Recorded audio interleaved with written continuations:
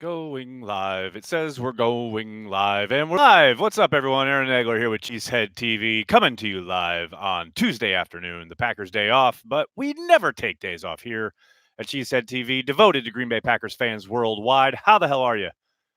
Look, everybody signing up, jumping on board. Good to see everyone. Are the Packers missing a running back of Lacey's physicality? No, no. They have Jamal Williams, who is as physical as anyone's ever been at the position. What's up, David, Aaron, Brett? How are you guys? Jay, when you watch the tape, the offensive line jumps out more than anything. Rodgers had no chance, even though he didn't play great. Well, I mean, the offensive line certainly struggled, but it was all in one. I just got off the radio actually talking about this, saying, there's no one unit and or person that was left hanging out to dry against the 49ers, especially on the offensive side of the ball. Everyone stunk. You know, I mean, yeah. Did the offensive line have a poor game? Yes. So did Aaron Rodgers. So did the receivers. So did the running backs, kind of.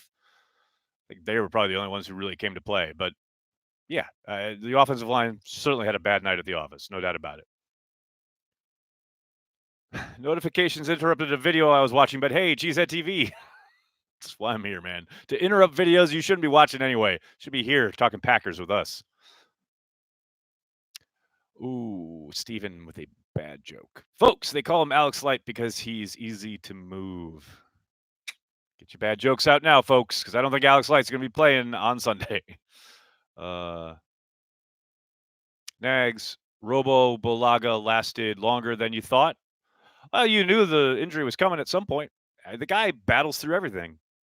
Just finally had one that he can't battle through. He'll undoubtedly miss Sunday, probably the following week too.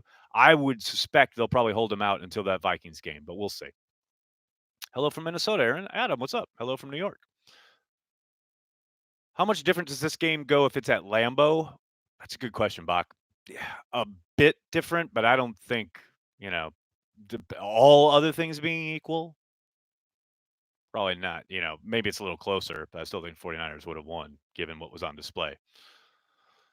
Next, what is your guess for the starting offensive line on Sunday? I would think regular three from left to right as far as Bakhtiari, Jenkins, and Lindsley. And then I think it'll be Lucas Patrick at guard and Billy Turner at right tackle.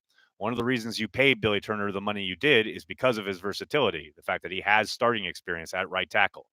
Now, here you go. You did that because you got killed year after year having to roll Jason Spriggs out there. Now you don't have to do that. You've got a guy with experience, albeit he's not as good as Bulaga, but he's much better than what they grew accustomed to with Jason Spriggs. So now you can put Turner out there, plug in Patrick at guard, and hopefully maybe not miss a beat, but not have to completely retool your offense. The Seahawks / Gus Bradley defense is killing us. It's the scheme traditionally hard on Matt LaFleur offense more so than others. Not necessarily that particular matchup, but it certainly has given the Packers problems, mostly because of their inability / refusal to run the football and stick with it. I mean, that's point blank. Now, against the Chargers, you could argue the Packers just killed themselves. They just shot themselves in the foot so often that they got behind the sticks way too much early on, and then it was over because, they were in third and long and Bosa and company just teed off. Against the 49ers, that was self-inflicted in a different way, mostly because they kept spreading things out and trying to throw it, which made no sense. You have to run them out of that coverage. You have to run them out of that shell. If you can do that, then you can start taking advantage. But because of their ability to sit back and make you earn everything, keep everything in front of them, have very few windows to throw the ball into, Rodgers, very risk adverse, isn't going to force the issue. That is the issue. They have got to, next time, if there is a next time they face this style of defense, they have got to run the football. There's no ifs, ands, or buts about it. It ain't rocket science. It's not sexy. It's not fun. It doesn't get you on Sports Center, highlight reels, etc. But it's what has to be done. Evan, thoughts? Bump Kumaro up in snaps, bump Gmo down, decreased Jamal's carries, and in turn increase Aaron Jones' carries, spread the ball around, and let the big plays develop with Devontae. Evan, I could not agree more with everything you just said. Well done. Was poor punt protection impacting JK's bad punts? Oh man, Nathan, I'd love to find some excuses, but I mean, this has been going on for a month now. And the 49ers were noticeably aggressive. You got that right. They were certainly coming after him in a way that some teams haven't. But it hasn't really mattered if guys are coming, teams are coming after him or not. He has punted poorly over the course of the last 3 or 4 games. And that is before we've really faced any kind of real weather. I mean, he obviously punted in the cold and the snow against Carolina, but other than that, they've been pretty favorable conditions, and he has looked pretty poor. He has got to get it turned around. What score out of 10 would you give AR-12's play lately? I don't know, lately? What are you talking about? How many games go back are we going? I don't know. Turner to right tackle? Yes, Jeffrey. We were just talking about that. That is probably most likely what will happen on Sunday. What's behind the poor special teams play? Packers year in and year out seem to always get beat in this phase of the game. Martin, I would posit, and I know this is maybe something that sounds obvious, but I would posit that it's not a focal point / point of emphasis in Green Bay. It certainly wasn't under Mike McCarthy, and I haven't seen any evidence to suggest that it's any different under Matt LaFleur. Now, could Sean Menenga do a better job? Probably. Are the guys not holding up their end of the bargain on the field? Yeah, no doubt. There's plenty of tape to support that. But if you're going to be good on special teams, it takes commitment from the top down, and it takes time. It takes practice time. It means committing not only resources, but practice to it. And we were at camp. There was special teams periods, etc., but certainly nothing more than we saw under Mike McCarthy. It's pretty much same old, same old. So I think until there's a concerted effort to change things, and that starts with LaFleur, we're going to continue to see what we've seen. Could Jenkins move to tackle instead of? Could Jenkins move to right tackle instead, or too big a jump? I think he could. I don't think you'd want him to, though. He did. He has played all 5 positions in his football history, but that was in college. Billy Turner's played right tackle in the NFL, so they'll probably stick with that. This team was out of contention this time last year, and they lost again. A one-loss team. I know we got excited, and we should be, but let's not pretend change comes swiftly and without bumps in the road. I agree, Josh. Something I was saying last night. Somebody in my Twitter mentions was saying how that 49ers game made them no longer excited for the possibility of a Super Bowl. Like, yo, this team missed the playoffs 2 years in a row. And now they're probably going to make the playoffs. I mean, it's not for sure, but probably. And you're already upset that they're not going to win the Super Bowl in week 12. Like, can we enjoy the ride for a second, please? Dexter Lawrence can be a problem.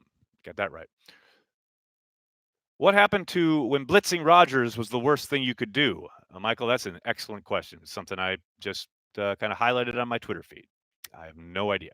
He doesn't seem to be processing things as quickly as he used to and or taking advantage when they are there. Jake, thank you for the super chat. Lazard was open a lot when you go back and look at film, but Rodgers always looks Davante's way first, no matter what. It's so infuriating. Well, Jake, all right. There's 2 exaggerations there in your statement. Thank you again for the super chat. But the exaggeration 1 is Lazard was open a lot. All right. He was open a few times. There's certainly opportunities there. But 2, always looks Davante's way first, no matter what. No. Davante is the first read in the progression a lot of the time because he is their number 1 guy. Is Rodgers locking onto him too much because he's going through his progressions? No. That's the design. Now, the argument can be made that we should have other guys be the number 1 more often, whether it is Aaron Jones, whether it is Allen Lazard. But, you can't kill Rodgers for locking on to Davante Adams when he's most likely the number 1 progression in the read. That's his job. So it's never as easy as, oh, God, this is the problem. There are multiple problems all throughout the ball club. And it's on Matt LaFleur to get that figured out. Who's going to play left tackle? That'd be David Bakhtiari. Packers beat the Giants. Minnie gets kicked by Seattle Monday night, and this whole thing looks a little different. No, RELAX. Possible. That is one possibility. One possible outcome. I'm hoping for it. Jimmy Graham is Richard Rodgers. Yeah, except Richard Rodgers could catch. Oh. And he wasn't so expensive. Oh. All right, I'll stop. Who is our best tight end at this point? Probably Mercedes Lewis. Catches everything. He's a good blocker. Maybe not a speed burner, but I'll take him. I think we may see Turner fare better at tackle. His above average athleticism can show more. His build is not stocky enough for guard at times.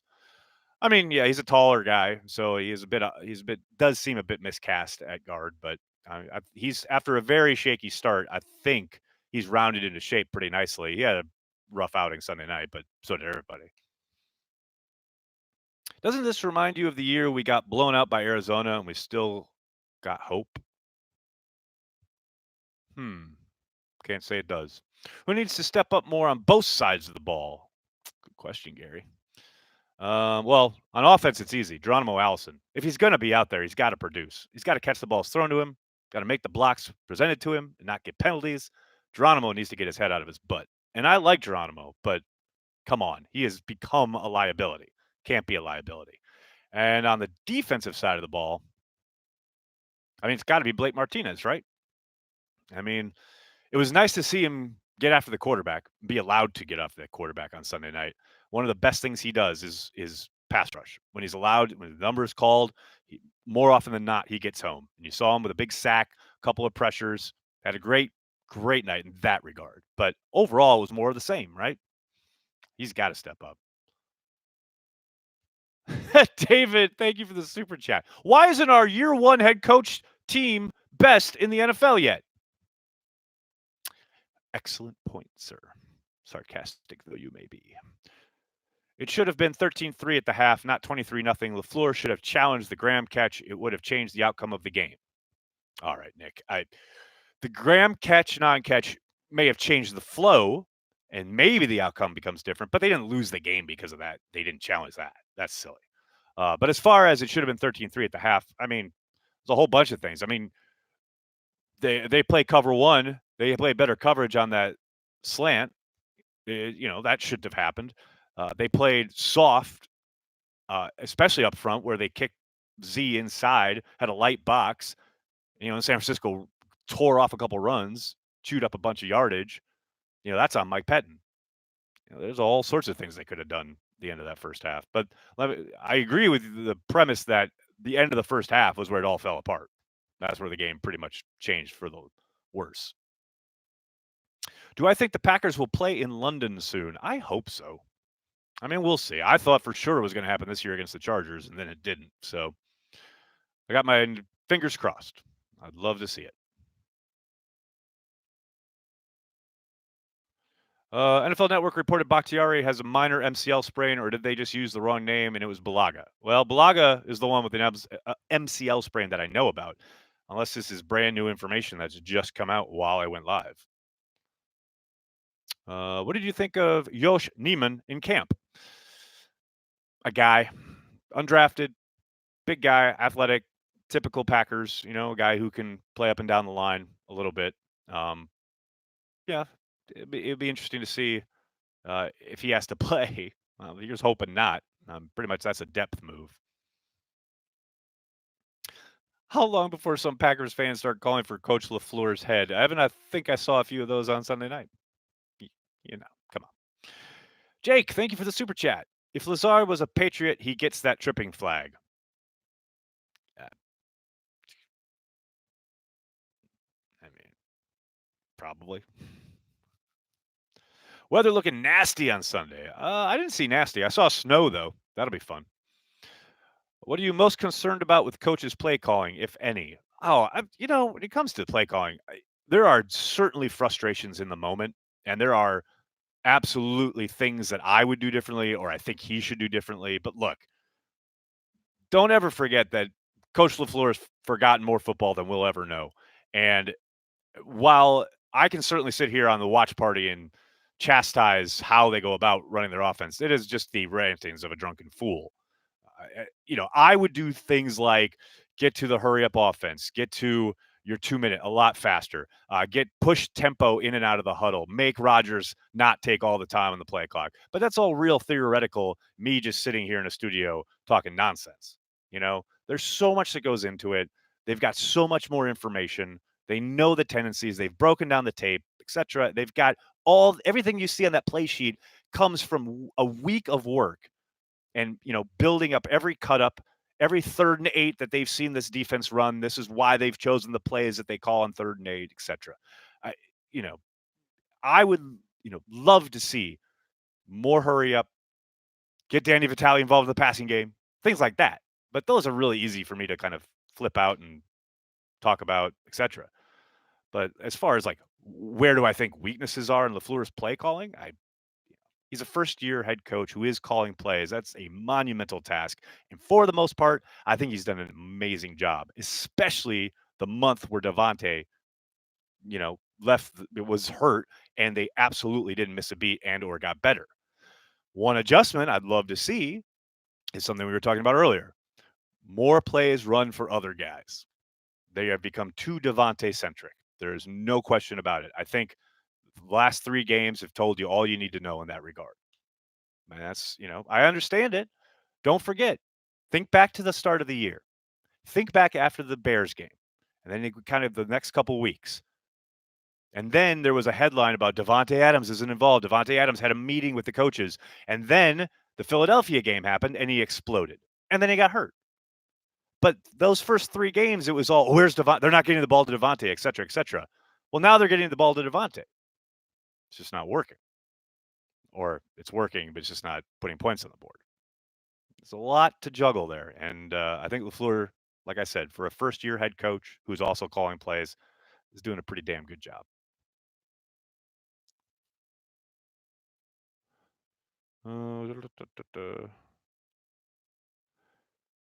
Is Ryan Grant actually worse than Geronimo? At this point, I can't see what trying him in the slot can hurt. See, Adam, that's something we say on the outside of the building, but, Geronimo has been working with Aaron Rodgers for 3 years and has been working in this offense with LaFleur and Rodgers since last April. And yes, Ryan Grant may have some athletic ability that is a bit better than Geronimo Allison, but it's not as simple as just insert him and go. He's been working with the offense for a number of weeks now, so maybe he's ready. But the whole reason he was signed was just in case other guys couldn't play. Again, I get it's frustrating. I get Geronimo has become a liability.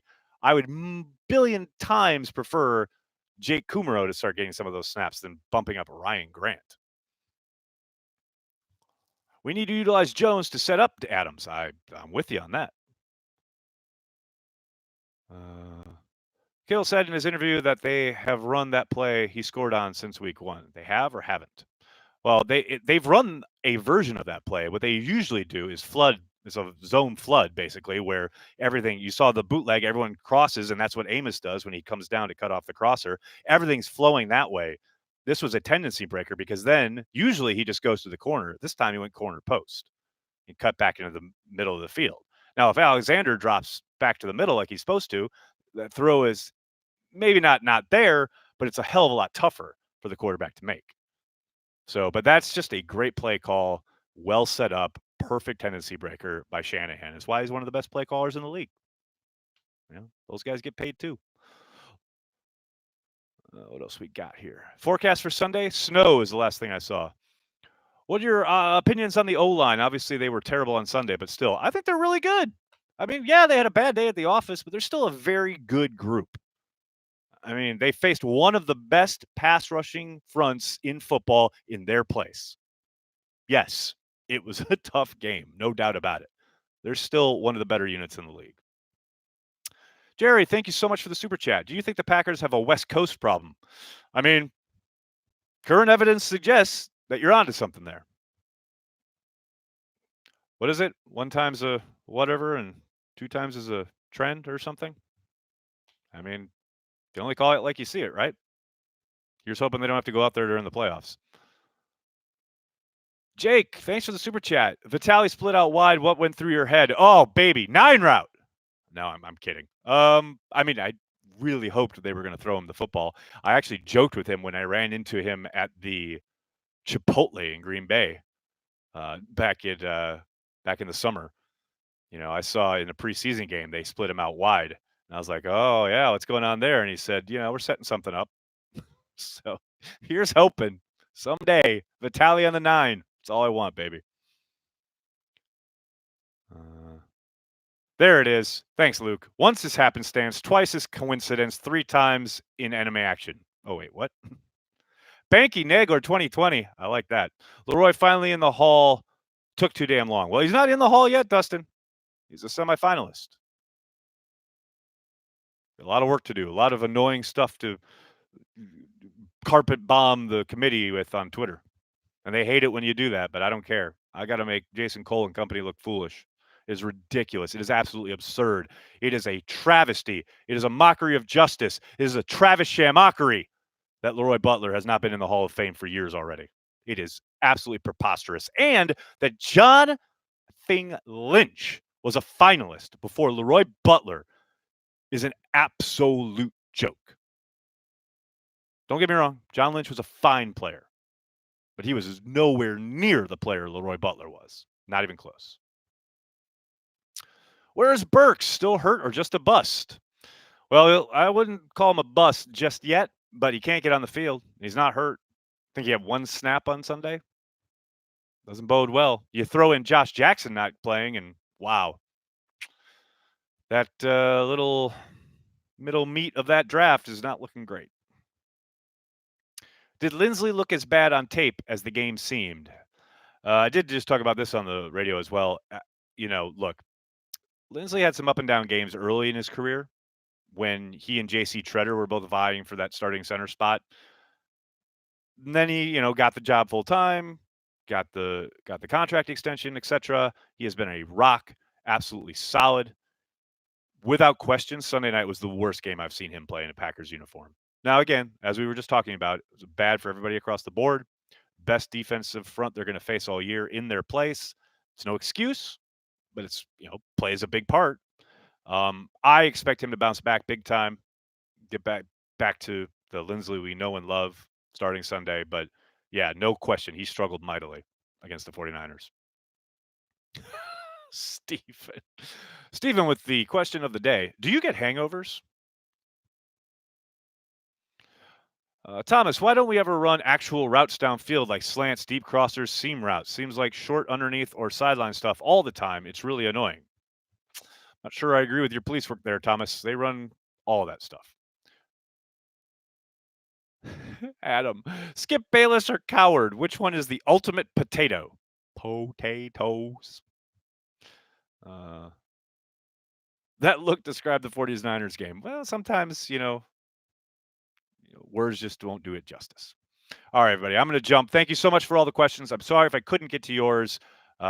Transplants back right here in the studio tomorrow, 5 o'clock Eastern Time, 4 o'clock Lambeau. Hit like, hit subscribe so you'll get a notification when we're ready to do transplants. Tell your friends, tell your family. And if you like what we do, please consider giving $5 a month to our Patreon. Patreon.com/cheeseheadtv. It supports video side, content, social, everything that we do. And hey, tell your friends, Cheesehead TV, we're devoted to Green Bay Packers fans worldwide. Thanks a lot, everybody. Have a great night.